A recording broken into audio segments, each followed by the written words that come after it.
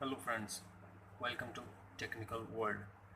Today in this video, I will try to help you how to fix Touch ID and passcode is not available in iPhone setting. Before start, please subscribe and also press the bell icon for latest video notification. Let's start. First of all, I will show you in setting app there is no Touch ID and passcode.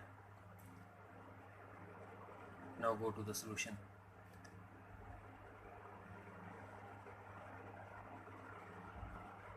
Open setting app and then go to screen time. Here you can see content and privacy restriction.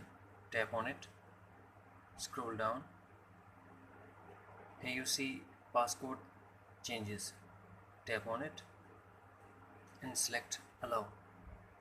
This is the solution of your problem. Now go back and here you see Touch ID and passcode is available.